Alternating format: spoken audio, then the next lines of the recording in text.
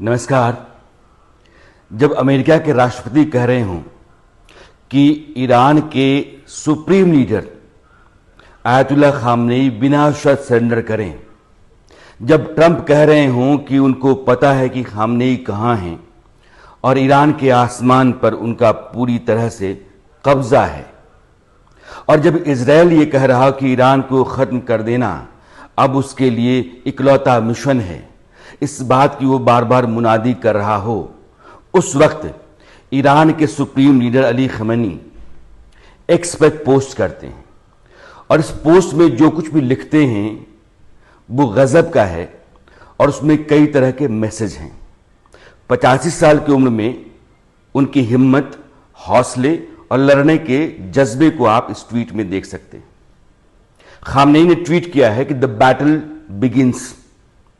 इसके साथ उन्होंने एक तस्वीर भी शेयर की है। उस तस्वीर में एक आदमी दिख रहा है, तलवार पकड़े हुए है, और कोई महल है जिसके गेट से वो दाखिल हो रहा है, और आग की कुछ लपटें भी उस तस्वीर में दिखाई पड़ रही हैं। खामनेई ने इस तस्वीर के साथ जो पोस्ट किया है उसमें लिखते हैं कि महान हैदर के नाम पर लड़ाई शुरू होती है। अली अपनी जुल्फिकार के साथ खैबर लौटते हैं। इस ट्वीट को आप जब देखते हैं तो बहुत कुछ समझ में नहीं आता है। इसमें 4 शब्द आपको ऐसे मिलते हैं जिनमें कुछ छुपा हुआ है, ऐसा लगता है। हैदर, अली, जुल्फिकार और खैबर। इन 4 को ही जानना जरूरी है, इसलिए पहले अली को जानते हैं। अली पैगंबर मोहम्मद के भतीजे थे और उनकी बेटी फातिमा के पति भी। अरबी में अली का अर्थ शेर होता है, यानी शक्ति, साहस और लीडरशिप। वो वैसे इस्लाम के चौथे खलीफा थे, लेकिन जो शिया हैं उनके पहले। खामनेई ने अपने ट्वीट में हैदर जो इस्तेमाल किया है उसको हम हजरत अली की विरासत के तौर पर ले सकते हैं। खामनेई के ट्वीट में जो तीसरा शब्द है वह है जुल्फिकार। वह हजरत अली की उस तलवार को कहा जाता है जिसने पराक्रम और वीरता की अनगिनत गाथाएं लिखी। जुल्फिकार दोधाली तलवार थी। जब भी आप इस्लाम पढ़ेंगे तो इस्लाम की कई किताबों में आपको जुल्फिकार का जिक्र आता है, और इस्लामी परंपरा में उसको अल्लाह के इंसाफ, ताकत और फतह की गवाही के तौर पर देखा जाता है, लिया जाता है। यह अली की हुकूमत का संकेत भी देती है। जुल्फिकार के जरिए खामनेई क्या कहना चाहते हैं उसको समझिए। यानी कि ईरान आज की तारीख में वो दोधारी तलवार अली की है, उसकी ताकत ऐसी है कि उसको झुकाना नामुमकिन है। और अब खैबर, इस्लाम में एक बड़ी लड़ाई रही और उसका संबंध इस्लाम की उस लड़ाई से है जो 628 ईस्वी में लड़ी गई। इस जंग में पैगंबर मोहम्मद और उनके अनुयायियों ने इमाम अली की अगुवाई में अरब में खैबर के यहूदी कबीलों को हराया था। खैबर की लड़ाई को एक ऐसे दुश्मन के खात्मे के तौर पर देखा जाता है जो न सिर्फ ताकतवर था बल्कि मुसलमानों के लिए वो घातक था। वो जब तक था तब तक खतरा लगातार मंडराता हुआ महसूस होता रहा। दरअसल खैबर मदीना के उत्तर पश्चिम में लगभग 150 किलोमीटर दूर यहूदियों का एक इलाका हुआ करता था, और उस तरफ चूंकि किले बहुत थे इसलिए उसको खैबर कहा जाता था। खैबर का एक अर्थ किला भी होता है। यहूदी कबीलों के पास ना सिर्फ किले थे बल्कि सैनिक साजो सामान, या यूं कहिए कि सैन्य संसाधन भी बहुत थे। उनके पास उस समय के सबसे बड़े शस्त्रागार थे, सेना थी और संपन्नता थी। यहूदी थे, याद रखिएगा। चूंकि खैबर रणनीतिक रूप से बहुत अहम इलाका था, इसलिए उसका मदीने के लिए खतरा लगातार बने रहना लाजमी सा था, और बार बार उस तरफ से मदीने के लोगों को परेशान करने, हमला किया जाना चलता रहता था। पैगंबर मोहम्मद ने सोचा कि ये निपटारा जरूरी है। सितंबर 628 में 1600 सैनिकों को लेकर के वे मदीना से खैबर जीतने के अभियान पर निकले। खैबर में कुल 8 किले थे। उनमें सबसे मजबूत और सबसे जो अहम किला था वो था अल कासम, और अल कासम का किलेदार था मरहब, बहुत बड़ा योद्धा था। उसके पास खैबर के बेहतरीन लड़ाके थे, और उस समय यानी कि समूचे अरब में जो सबसे ताकतवर फौज थी वो मरहब की थी। मुसलमान खैबर के सभी किलों पर कब्जा करने में कामयाब रहे, यानी कि जो 7 थे, मगर अल कासम खड़ा रहा, उनके बूते के बाहर रहा। फिर पैगंबर मोहम्मद ने अबू बकर को भेजा, एक अभियान गया, दूसरा अभियान उमर की अगुवाई में गया, चुने हुए योद्धा गए, मगर अल कासम पर कब्जा करने में नाकाम रहे, वो लौट आए। आखिर में मोहम्मद साहब को लगा कि अब कमान उस आदमी को दी जानी चाहिए जिस पर उनका ईमान है। उन्होंने अली को बुलाया और अली के हाथ में इस्लाम का झंडा थमाया, और यहूदियों की शक्तिशाली सेना और अल कासम को जीतने के लिए उनको फरमान दिया। अली अपनी तलवार जुल्फिकार के साथ सेना को लेकर के निकले। घनघोर युद्ध हुआ, भयानक था, बहुत कत्लेआम हुआ, बहुत खून बहा, लेकिन आखिर में अल कासम के किले पर अली ने इस्लाम का झंडा लहरा दिया। जब वे वहां से खैबर को लौटे तो पैगंबर मोहम्मद ने उनको चूमा, अपने सीने से लगाया। खैबर की जीत में मक्का मदीना पूरी तरीके से सुरक्षित हो गया। उसका भविष्य भी एक तरीके से आप कह सकते हैं। खामनेई इस्लाम की उसी ऐतिहासिक लड़ाई का जिक्र कर रहे हैं अपनी ट्वीट में, और ये कह रहे हैं कि आज फिर मुसलमानों का यहूदियों से मुकाबला है। आज फिर वही पुरानी जंग एक बार लौटकर आमने सामने खड़ी है। आज फिर दोनों जो कौमें हैं वो आमने सामने हैं, और आज की तारीख में वो अली हैं। खामनेई ने एक और ट्वीट किया है, उस ट्वीट में लगभग चेतावनी का अंदाज है, और लिखते हैं कि हमें आतंकवादी ज़ियोनिस्ट शासन को कड़ा जवाब देना है, यानी कि इजराइल, यहूदियों का देश, और हम ज़ियोनिस्ट पर कोई दया नहीं दिखाएंगे। 85 साल के खामनेई जो लगातार इजराइल के साथ जंग में हैं, उनके यहाँ ज़्यादा नुकसान है। इजराइल लगातार हमले कर रहा है, ईरान की तरफ से भी मिसाइलों के बेइंतहा हमले हुए हैं। इजराइल के भीतर भी बहुत नुकसान हुआ है। इजराइल का जो अपना गर्व है, जिस पर कुछ गुमान रहता है, उसका एयर डिफेंस सिस्टम जिसको आयरन डोम कहते हैं, उसको ईरान ने तोड़ा है। और ये बताया है कि लड़ाई बाकी अरब मुल्कों की तरह नहीं है। ईरान एक बड़ा देश है और उसकी अपनी ताकत है। उस ताकत का यह नमूना है जो इजराइल के भीतर नुकसान के तौर पर दिख रहा है। अब सवाल ये है कि क्या इजराइल, अमेरिका और पश्चिम के देश जो साथ में उसके खड़े हैं, ईरान के मुकाबले में हार जाएंगे? ऐसा नहीं है। वो जो लड़ाई है खैबर की, जिसका जिक्र कर रहे हैं खामनेई, और अपने को वली बता रहे हैं, अपने पूरा जो असलहा है, गोला बारूद मिसाइलें, वो उनके जुल्फिकार हैं, लेकिन लड़ाई नए वक्त में थोड़ी दूसरी है। और पश्चिम के देश इस बात की कोशिश में हैं कि ईरान के नाम पर, खामनेई के नाम पर जितने भी गुनाह हो सकते हैं, जितने भी इल्ज़ाम डाले जा सकते हैं, वो डाले जाएं, इसके लिए उनको स्पेस दिया जाए, ऐसा लग रहा है। खामनेई के आसपास के जितने भी लोग थे जिनसे वो सलाह मशवरा करते थे, जिनको आदेश दिया करते थे, जो उनको सलाहें दिया करते थे, वो लगभग सारे के सारे इजरायली हमलों में खत्म हो चुके हैं, मारे गए हैं। चाहे उनके परमाणु वैज्ञानिक हों, चाहे उनकी फौजों के कमांडर हों, और चाहे उनके अपने लोग हों जो उनके आसपास बतौर सलाहकार रहते थे। यह सब कुनबा गंवा चुके हैं खामनेई, फिर भी वो मैदान में हैं, और उनकी फौज उनके कहे के मुताबिक इजराइल के मुकाबले में खड़ी है। लड़ाई बहुत घनघोर है। ईरान किसी भी कीमत पर, आप ये नहीं कह सकते घुटनों के बल है, कमजोर है, वो इजराइल पर बराबर का हमला कर रहा है। लेकिन इजराइल एक ताकतवर देश है, वो अपनी तेवर का, अपनी मिजाज का है, और उसके साथ पता है कि अमेरिका और पश्चिम के बाकी देश हैं जो उसके एयर डिफेंस का ख्याल करेंगे, उसके सलाह, गोला बारूद, फाइटर जेट्स, मिसाइल, इन सब का ध्यान रखेंगे। सप्लाई उसकी लगातार बनी रहेगी।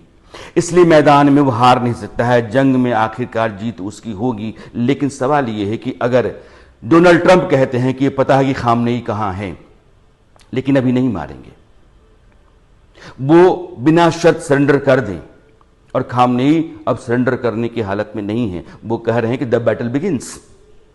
इसका मतलब ये है कि जंग हो लड़ेंगे और जंग आखिरी दम तक लड़ेंगे। तो क्या ये सारी बातें जो ट्रंप की हैं कि आसमान पर कब्जा है, हमको पता है खामनेई कहाँ हैं, हम ईरान को मटियामेट कर देंगे, यहाँ की नई व्यवस्था होगी, यहाँ के लोगों के लिए हम नया शासन चाहते हैं, या इजराइल भी ऐसा ही कह रहा है, तो यह सब उनके लिए बेमानी है खामनेई के लिए। जाहिर है कि ईरान लड़ाई बहुत लंबी नहीं लड़ सकता है। रूस एक अलग जंग में फंसा हुआ है, उसका एक अच्छा दोस्त माना जा सकता है, और चीन भी सीधे तौर पर जंग में नहीं कूदेगा। उसकी अपनी जो आर्थिक हालत है वो कमज़ोर है आज की तारीख में भी, और चीन सीधे सीधे पश्चिमी देशों के साथ लोहा नहीं लेगा। ऐसे में ईरान अकेले है, यह एक बड़ी सच्चाई है। टर्की नेटो का कंट्री है, टर्की सीधे खुल करके जा नहीं सकता है, समर्थन दे नहीं सकता है। CIA और मोसाद जैसी एजेंसीज हैं जो पता कर लें कि आप क्या कर रहे हैं, कब कर रहे हैं, क्या दे रहे हैं। तो जितने देशों के साथ सप्लाई चल रही होगी, या जो भी देश ईरान का समर्थन कर रहे होंगे, वो पश्चिमी देशों और इजराइल को पता होगा। ऐसे में ईरान के पास बहुत हिचक करके और बहुत सोच समझ करके ही कोई मदद पहुंचेगी, और ईरान अपने बूते अकेले दम बहुत लंबे समय तक यह लड़ाई नहीं लड़ सकता है। इसलिए खामनेई के नाम ये इल्ज़ाम लगातार लिखे जा रहे हैं कि यह भी किया, यह भी किया, यह भी किया, ताकि जब कभी भी खामनेई को ख़त्म करने का फैसला हो और खामनेई के ऊपर हमला किया जाए तो दुनिया के सामने वो सारे कारण रखे जाएं कि खामनेई को इन वजहों से हमको मारना पड़ा और वहाँ की सत्ता हटानी पड़ी, बदलनी पड़ी, क्योंकि ना तो ईरान के लिए ठीक थी ना दुनिया के लिए। अमेरिका, पश्चिम के देश लगातार दुनिया में इसी तरीके से लड़ाइयाँ लड़ते रहे हैं। वो अपने आप को डिक्टेट कराते रहे हैं, और डिक्टेट कराना ही उनकी फितरत का हिस्सा है। तो आज की तारीख में खामनेई का जो ट्वीट है वो एक बुलंद ट्वीट है, वो हौसले की बात है कि आज उम्र के उस पड़ाव पर आकर के वो हिम्मत इतनी दिखा रहे हैं, लड़ने का उनके भीतर जज्बा है, वो घुटना टेकने को तैयार नहीं है, सरेंडर करने को तैयार नहीं है। वो आखिरी वक्त तक इन देशों का सामना करेंगे, यह उनका ट्वीट बता रहा है। लेकिन इसका जो नतीजा आखिरकार में है, जिस मकाम पर यह जंग जाएगी, वो यही है कि या तो खामनेई और उनकी पूरी फौज सरेंडर करे, या फिर खामनेई का खात्मा करके ईरान के भीतर एक नई सरकार, नई व्यवस्था अमेरिका, इजराइल और उसके जो बाकी मित्र देश हैं वो खड़ा करेंगे। इजराइल का खतरा ईरान है, बाकी अरब देशों के साथ कोई खतरा उतना नहीं है, क्योंकि ईरान के चलते ही इजराइल के ऊपर हमला करने वाले जितने भी गुट हैं, चाहे हमास है, हिजबुल्लाह है, हूती है, ये सब उसके ही पैदा किए हुए हैं, उसी के रहमो करम पर रहते हैं, उसी की ट्रेनिंग है, असलाह है, गोला है, बारूद है, उसी का फरमान है, उसी के आदेश पर काम करते हैं। और इजराइल को ये साफ लगता है कि जब तक ईरान का मौजूदा जो उसका जो हुकूमत है उसके रहते हुए वो चैन की सांस नहीं ले सकता है। इसलिए ईरान एक बड़े खतरे में है और खामनेई के ऊपर लगातार मौत मंडरा रही है। मैं थोड़ी साफगोई से कह रहा हूं, खामनेई जो लगातार इजराइल के साथ जंग में हैं, उनके यहां ज्यादा नुकसान है। इजराइल लगातार हमले कर रहा है, ईरान की तरफ से भी मिसाइलों के बेइंतहा हमले हुए हैं, इजराइल के भीतर भी बहुत नुकसान हुआ है। इजराइल का जो अपना गर्व है, जिस पर कुछ गुमान रहता है, उसका एयर डिफेंस सिस्टम जिसको आयरन डोम कहते हैं, उसको ईरान ने तोड़ा है। और ये बताया है कि लड़ाई बाकी अरब मुल्कों की तरह नहीं है, ईरान एक बड़ा देश है और उसकी अपनी ताकत है। उस ताकत का यह नमूना है जो इजराइल के भीतर नुकसान के तौर पर दिख रहा है। अब सवाल ये है कि क्या इजराइल, अमेरिका और पश्चिम के देश जो साथ में उसके खड़े हैं, ईरान के मुकाबले में हार जाएंगे? ऐसा नहीं है। वो जो लड़ाई है खैबर की, जिसका जिक्र कर रहे हैं खामनेई, और अपने को वली बता रहे हैं, अपने पूरा जो असलहा है, गोला बारूद मिसाइलें, वो उनके जुल्फकार हैं, लेकिन लड़ाई नए वक्त में थोड़ी दूसरी है। और पश्चिम के देश इस बात की कोशिश में हैं कि ईरान के नाम पर, खामनेई के नाम पर जितने भी गुनाह हो सकते हैं, जितने भी इल्ज़ाम डाले जा सकते हैं, वो डाले जाएं, इसके लिए उनको स्पेस दिया जाए, ऐसा लग रहा है। खामनेई के आसपास के जितने भी लोग थे जिनसे वो सलाह मशवरा करते थे, जिनको आदेश दिया करते थे, जो उनको सलाहें दिया करते थे, वो लगभग सारे के सारे इजरायली हमलों में ख़त्म हो चुके हैं, मारे गए हैं। चाहे उनके परमाणु वैज्ञानिक हों, चाहे उनकी फौजों के कमांडर हों, और चाहे उनके अपने लोग हों जो उनके आसपास बतौर सलाहकार रहते थे। यह सब कुनबा गंवा चुके हैं खामनेई, फिर भी वो मैदान में हैं और उनकी फौज उनके कहे के मुताबिक इजराइल के मुकाबले में खड़ी है। लड़ाई बहुत घनघोर है। ईरान किसी भी कीमत पर, आप ये नहीं कह सकते घुटनों के बल है, कमज़ोर है, वो इजराइल पर बराबर का हमला कर रहा है। लेकिन इजराइल एक ताकतवर देश है, वो अपनी तेवर का, अपनी मिजाज का है, और उसके साथ पता है कि अमेरिका और पश्चिम के बाकी देश हैं जो उसके एयर डिफेंस का ख्याल करेंगे, उसके सलाह, गोला बारूद, फाइटर जेट्स, मिसाइल, इन सब का ध्यान रखेंगे। सप्लाई उसकी लगातार बनी रहेगी। इसलिए मैदान में वो हार नहीं सकता है। जंग में आखिरकार जीत उसकी होगी। लेकिन सवाल ये है कि अगर डोनाल्ड ट्रंप कहते हैं कि ये पता है कि खामनेई कहां है, लेकिन अभी नहीं मारेंगे, वो बिना शर्त सरेंडर कर दें, और खामनेई अब सरेंडर करने की हालत में नहीं है। वो कह रहे हैं कि द बैटल बिगिंस। इसका मतलब यह है कि जंग हो, लड़ेंगे, और जंग आखिरी दम तक लड़ेंगे। तो क्या ये सारी बातें जो ट्रंप की हैं कि आसमान पर कब्जा है, हमको पता है खामनेई कहाँ हैं, हम ईरान को मटियामेट कर देंगे, यहाँ की नई व्यवस्था होगी, यहाँ के लोगों के लिए हम नया शासन चाहते हैं, या इजराइल भी ऐसा ही कह रहा है, तो यह सब उनके लिए बेमानी है, खामनेई के लिए। जाहिर है कि ईरान लड़ाई बहुत लंबी नहीं लड़ सकता है। रूस एक अलग जंग में फंसा हुआ है, उसका एक अच्छा दोस्त माना जा सकता है, और चीन भी सीधे तौर पर जंग में नहीं कूदेगा। उसकी अपनी जो आर्थिक हालत है वो कमज़ोर है आज की तारीख में भी, और चीन सीधे सीधे पश्चिमी देशों के साथ लोहा नहीं लेगा। ऐसे में ईरान अकेले है, यह एक बड़ी सच्चाई है। टर्की नेटो का कंट्री है, टर्की सीधे खुल करके जा नहीं सकता है, समर्थन दे नहीं सकता है। CIA और मोसाद जैसी एजेंसीज हैं जो पता कर लेंगे कि आप क्या कर रहे हैं, कब कर रहे हैं, क्या दे रहे हैं। तो जितने देशों के साथ सप्लाई चल रही होगी, या जो भी देश ईरान का समर्थन कर रहे होंगे, वो पश्चिमी देशों और इजराइल को पता होगा। ऐसे में ईरान के पास बहुत हिचक करके और बहुत सोच समझ करके ही कोई मदद पहुंचेगी, और ईरान अपने बूते अकेले दम बहुत लंबे समय तक यह लड़ाई नहीं लड़ सकता है। इसलिए खामनेई के नाम ये इल्ज़ाम लगातार लिखे जा रहे हैं कि यह भी किया, यह भी किया, यह भी किया, ताकि जब कभी भी खामनेई को ख़त्म करने का फैसला हो और खामनेई के ऊपर हमला किया जाए, तो दुनिया के सामने वो सारे कारण रखे जाएं कि खामनेई को इन वजहों से हमको मारना पड़ा, और वहाँ की सत्ता हटानी पड़ी, बदलनी पड़ी, क्योंकि ना तो ईरान के लिए ठीक थी, ना दुनिया के लिए। अमेरिका, पश्चिम के देश लगातार दुनिया में इसी तरीके से लड़ाइयाँ लड़ते रहे हैं। वो अपने आप को डिक्टेट कराते रहे हैं, और डिक्टेट कराना ही उनकी फितरत का हिस्सा है। तो आज की तारीख में खामनेई का जो ट्वीट है वो एक बुलंद ट्वीट है, वो हौसले की बात है कि आज उम्र के उस पड़ाव पर आकर के वो हिम्मत इतनी दिखा रहे हैं, लड़ने का उनके भीतर जज्बा है, वो घुटना टेकने को तैयार नहीं है, सरेंडर करने को तैयार नहीं है। वो आखिरी वक्त तक इन देशों का सामना करेंगे, यह उनका ट्वीट बता रहा है। लेकिन इसका जो नतीजा आखिरकार में है, जिस मकाम पर यह जंग जाएगी, वो यही है कि या तो खामनेई और उनकी पूरी फौज सरेंडर करे, या फिर खामनेई का खात्मा करके ईरान के भीतर एक नई सरकार, नई व्यवस्था अमेरिका, इजराइल और उसके जो बाकी मित्र देश हैं वो खड़ा करेंगे।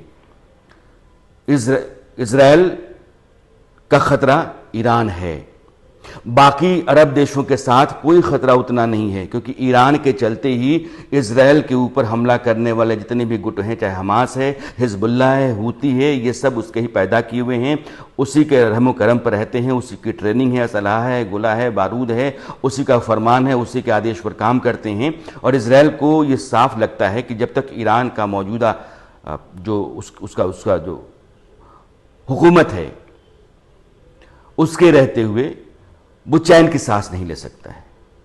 इसलिए ईरान एक बड़े खतरे में है, और खामनेई के ऊपर लगातार मौत मंडरा रही है। मैं थोड़ी साफगोई से कह रहा हूं, लेकिन शाबाशी इस बात की है, दाद इस बात की है कि एक बड़ा देश, ताकतवर देश, बहुत पुराना देश, और उसका नेता अपने देश के स्वाभिमान और उसकी शक्ति दोनों को साबित करने के लिए हर मुमकिन कोशिश कर रहा है और वो मैदान में खड़ा है। तो अभी आप मुझे दीजिए इजाजत। इस YouTube को आप सब्सक्राइब करते रहिए, हमारे वीडियोस को लाइक कीजिए, शेयर कीजिए, और मैं बार बार कहता हूँ आपकी अपनी कोई राय है, पसंद है तो उसको भी साझा करते रहिए। फिलहाल के लिए दीजिए विदा। नमस्कार।